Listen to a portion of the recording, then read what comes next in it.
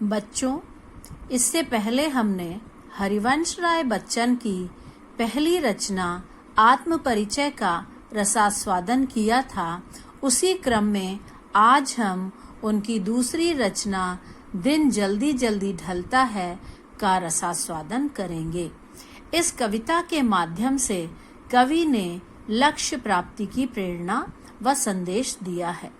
दिन यहाँ पर लक्ष्य का या समय का प्रतीक है कि समय रहते ही अपने लक्ष्य को, अपनी मंजिल को प्राप्त कर लेना चाहिए, क्योंकि दिन बहुत जल्दी जल्दी ढलता है, अर्थात समय गतिशील है और निरंतर आगे बढ़ता रहता है। तो सबसे पहले हम विभिन्न उदाहरणों को समझेंगे, जिसके माध्यम से कवि ने अपनी बात को सत्य प्रमाणित किया है।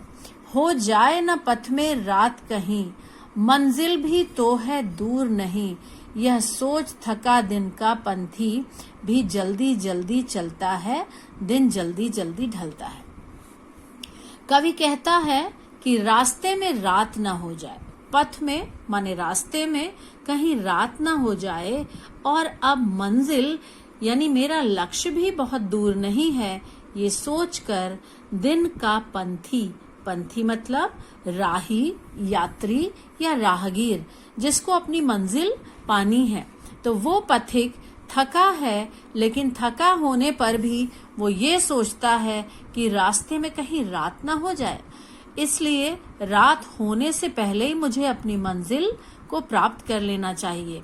तो थका होने पर भी पथिक, और ये भी कहा जाता है कि जितनी मंजिल आपके करीब आने लगती है, उतना ही आपको थकान भी आने लगती है।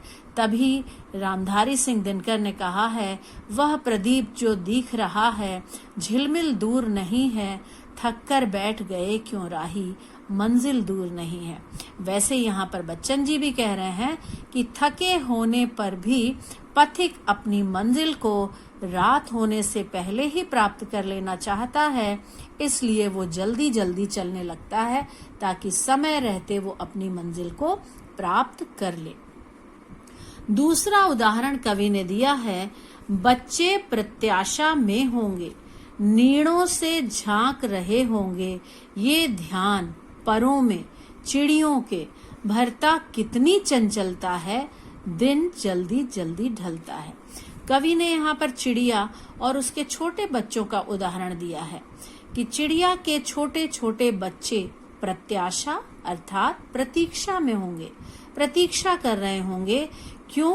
क्योंकि उनके माता पिता उनके लिए दाने की तलाश में सुबह ही उड़कर दूर गए हुए हैं।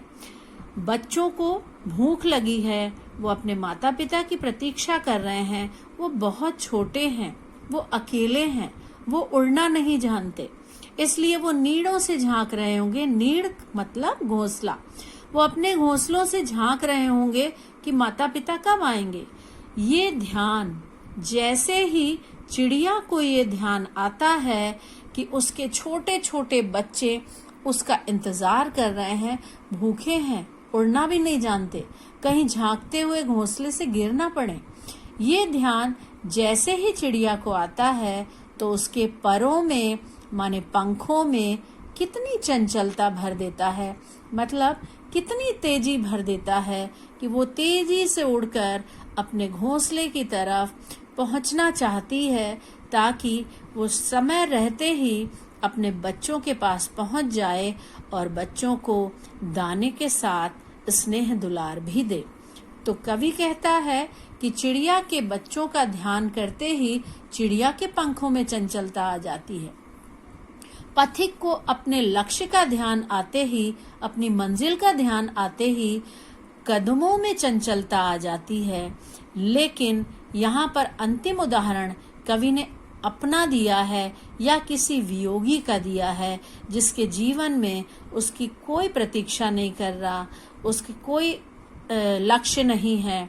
तो वहां पर वो कहता है, मुझसे मिलने को कौन विकल, मैं हूँ किसके हित चंचल, यह प्रश्न शिथिल करता पद को, भरता उर्मे विह्वलता है, दिन जल्दी जल्दी ढलता है। कवि कह रहा है जैसे चिड़िया का इंतजार उसके बच्चे कर रहे हैं, जैसे पथिक का इंतजार उसकी मंजिल कर रही है, वैसे मुझसे मिलने को कौन व्याकुल बैठा है?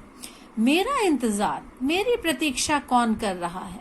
मैं किसके हित चंचल, मैं किसके हित माने किसके लिए चंचल बनूं, जैसे चिड़िया अपने बच्चों के लिए चंचल बनती है। यह प्रश्न, जैसे ही ये विचार, ये प्रश्न कवि के मन में आता है कि उससे मिलने के लिए कोई व्याकुल नहीं है, तो उसका मन और अधिक विह्वल माने भावुक हो उठता है, व्याकुल हो उठता है, और उसके पद अर्थात कदम और शिथिल मतलब धीमे पड़ने लगते हैं। अर्थात जैसे ही कवि के मन में ये विचार आता है कि उससे मिलने के लिए कोई प्रतीक्षा में नहीं है, वो किसके लिए इतना चंचल बने, ये प्रश्न उसके मन को विचलित करता है, उसका हृदय और व्याकुल हो जाता है, उसकी गति और मंथर हो जाती है, जबकि दिन जल्दी जल्दी ढलता है। तो बच्चों, आज हमने ये कविता पढ़ी जिससे हमें ये संदेश मिलता है कि जीवन में हमारे कोई लक्ष्य का, किसी प्रेरणा का होना आवश्यक है।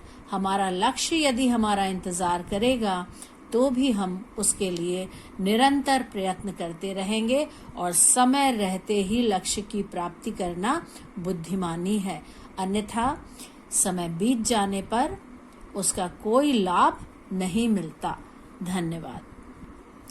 किंतु इसके साथ ही एक और बात मैं बताना चाहती हूँ कि हम लोगों ने ये बात की थी कि दोनों कविताओं के काव्य सौंदर्य पर भी हम चर्चा करेंगे।